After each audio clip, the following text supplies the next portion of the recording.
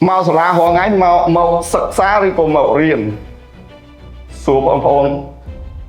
miền bay chạy việt nâng bay ấy mau sực xa đi cùng màu riêng mau sả la hoa ngay nè tích cho lom thật mau sực xa đi màu riêng đôi khía ở đôi khía nó không khía ngày đập ở plate thật đôi khía nhạc mau sực xa mau sliệp bẹ ở trời từ tam cầm vị thi bò sả là biệp riệp tròn rồi bò sả phần tay nhạc màu riêng cứ kia riêng nơi tiệt luôn anh của bạn này chẳng nhạc đại màu riêng cứ kia màu riêng luôn anhច្រើនគឺស្វែងយល់ព្យាយាមអភិវឌ្ឍខ្លួនឯងបើយើងមកសិក្សាគ្រូដាក់មកប្រមាណយកតែប៉ុណ្្នឹងហើយអាចនឹងអត់យកទៅមើលផងមេរៀនអី homework អីតែស្រួលអត់ធ្វើទៀតអញ្ចឹងបើបងប្អូនដឹងពីរបៀបរៀនបងអាចរៀនខ្លួនឯងបានអាចអភិវឌ្ឍខ្លួនឯងបានអាចខ្លាយទៅជា neurodivergent បានអញ្ចឹងបើអ្នកសិក្សាប្រហែលជាជាប់កម្មវិធីសិក្សាគាត់ថាជាប់ហើយអញ្ចឹងគាត់ថាហើយចឹងគាត់រកការងារធ្វើទៅគាត់លេងអភិវឌ្ឍខ្លួនឯងហ្នឹងកម្មវិធីរបស់អ្នកសិក្សាអញ្ចឹងបើដើម្បីឲ្យខ្លាយទៅជា innovator មួយអាចមានគំនិតច្នៃប្រឌិតហើយគិតឲ្យបានទូលំទូលាយបងអូនត្រូវតែធ្វើខ្លួនជាអ្នករៀន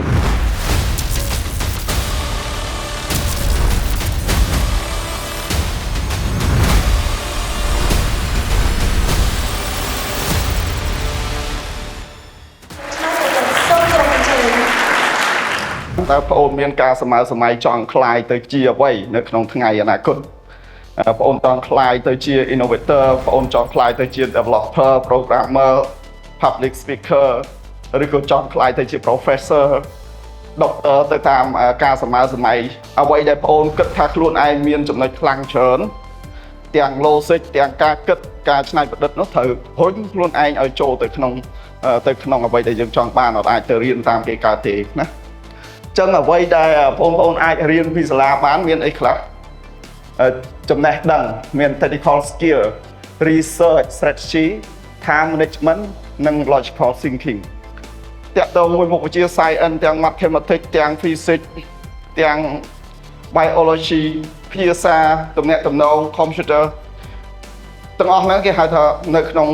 ចំណេះដឹងនៅក្នុង logical thinking អញ្ចឹងប៉ុណ្ណឹងសួរថាគ្រប់ទេប៉ុណ្ណឹងអត់ទាន់អាចអភិវឌ្ឍបានតែ 50% ទេអត់អាចអភិវឌ្ឍខ្លួនឯងទៅជា innovator បានទេអញ្ចឹងអ្វីដែលបងអូនអត់អាចរៀនបាន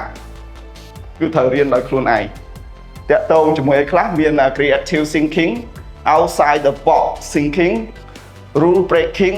and risk taking positive thinking ក៏យើងត្រូវតែមានខ្លួនឯងដែរ and how to transform yourself how to transform yourself ហើយ how to be yourself ដែលมันអាចរៀនពីសាលាបានទេសួរឆ្ងល់អត់គ្រាប់ឆ្ងល់អត់ creative thinking ស្អីគេ positive thinking នឹងអីគេអញ្ចឹង innovator ត្រូវការពីផ្នែកហ្នឹងមកសាលាក៏ត្រូវតែរៀន logic ហ្នឹងក៏ត្រូវតែខ្លាំង creative ក៏ត្រូវតែខ្លាំងហើយ positive thinking ក៏បងអូនត្រូវតែមានដែរ positive thinking ត្រូវគិតឲ្យល្អឲ្យវិជ្ជមានឲ្យធម៌ពលវិជ្ជមាននៅក្នុងខ្លួនយើងហ្នឹងមានការអភិវឌ្ឍឲ្យខ្លួនឯងឧទាហរណ៍ថាបើបងអូនចង់រៀនម៉ាត់ឲ្យខ្លាយទៅជាសិស្សបកែម៉ាត់អត់មានគ្រូណាបរៀនបងអូនឲ្យខ្លាយទៅជាសិស្សបកែឲ្យខ្លាំងលើ mathematics បើបងអូនអត់មាន passion ពីខាងក្នុងមកទៅខ្លួនឯងអត់ប្រឹងប្រែងរៀនដោយខ្លួនឯង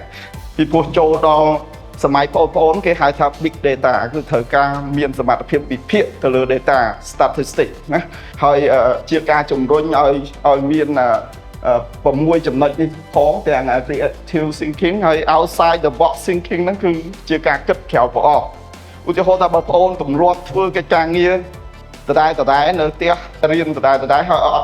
អត់សូវ improve ច្រើនបងប្អូនព្យាយាមគិតទៅខាងក្រៅថាបើសិនជាខ្ញុំបដូរវិធីធ្វើការវិធីធ្វើលំហាត់វិធី practice ហ្នឹងតើ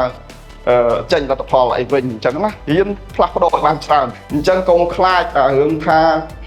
ធ្វើមិនកើតទៅមិនរួចតែយើងមិនយកចិត្តទុកដាក់ទោះបីយកគ្រូមកប្រទេសហ្នឹងមកជួយគាំទ្របរិញ្ញាបត្របងក៏បរិញ្ញាអត់ចេះដែរអញ្ចឹងធ្វើខ្លួនជាអ្នករៀនកុំធ្វើខ្លួនជាអ្នកសិក្សាមានរបៀបវាល្អហើយប៉ុន្តែការរៀនរបស់យើងគឺត្រូវមកពីខាងក្នុងដែរអញ្ចឹងបើបងធ្វើជាអ្នករៀនបងរៀនពេញមួយជីវិតបើធ្វើជាអ្នក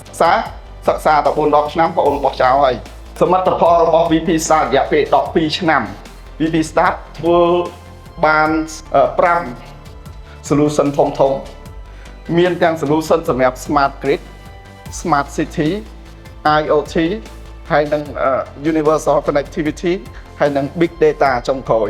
5 mission ហ្នឹងហើយគេហៅថានៅក្នុង the fourth industrial revolution នៅក្នុងឧស្សាហកម្ម 4.0 ការសិក្សាការរៀនសូត្រស្រាវជ្រាវនឹងការងាររបស់បងប្អូនគេហៅថានៅក្នុងឧស្សាហកម្ម 4.0 ដែលចូលទៅក្នុង big data ឃើញទេនេះ big data ហ្នឹងសំខាន់ណាស់សម្រាប់ព័ត៌មានតាក់ទងមួយ science ដែលមុខវិជ្ជាដែលដូចដែលខ្ញុំលើកឡើងពី mathematics ពីអីហ្នឹងគឺជួយច្រើនទៅលើការងារទាំងអស់ហ្នឹងតាក់ទងជាមួយយើងមាន skill យើងមាន logical thinking ល្អហើយ creative thinking យើងក៏ល្អដែរហើយរបៀបគិតរបស់យើងមានភាពវិជ្ជមានដូចខ្ញុំបានលើកឡើងមាន creative thinking positive thinking និង logical thinking អញ្ចឹង3ហ្នឹងអាចធ្វើឲ្យបងអូនក្លាយទៅជា innovator បានហើយឲ្យតែមាន3ហ្នឹងបូកបញ្ចូលគ្នាប៉ុន្តែសួរថា3ហ្នឹងបូកបញ្ចូលគ្នាបានត្រូវការអីទៀតនេះនៅខាងក្រោយអញ្ចឹងបងប្អូនអាចយកចំណុចទាំងអស់ហ្នឹងទៅគុំគ្នាមើលសាកមើលតើខ្លួនឯងមានចំណុចខ្លាំងអីខ្លះណា computer ដែលបងប្អូនរៀនគឺការចេញពី innovator ទូរស័ព្ទដៃ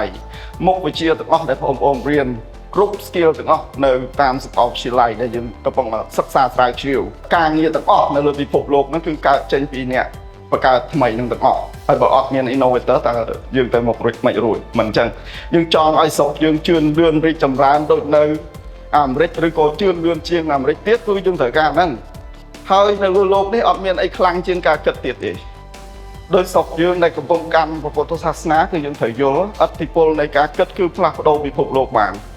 គឺការគិតរបស់អូននឹងមានឥទ្ធិពលខ្លាំងជាងអាវុធបល្ល័យលោកនឹងរាប់ពាន់លានដងប៉ុន្តែបងប្អូនអត់ទៅយល់ពីវាអត់យល់ពីរបៀបគិតត្រឡប់ទៅវិញផ្លាស់ប្ដូររបៀបរៀនរបស់យើង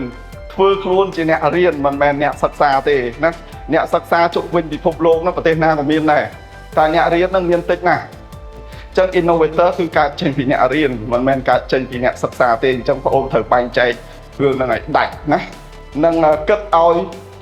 ទូលំទូលាយជាពិសេសគឺ logical thinking ដែលបងប្អូនរៀនហ្នឹងគឺព្យាយាម improve ឡើងណាអរគុណច្រើន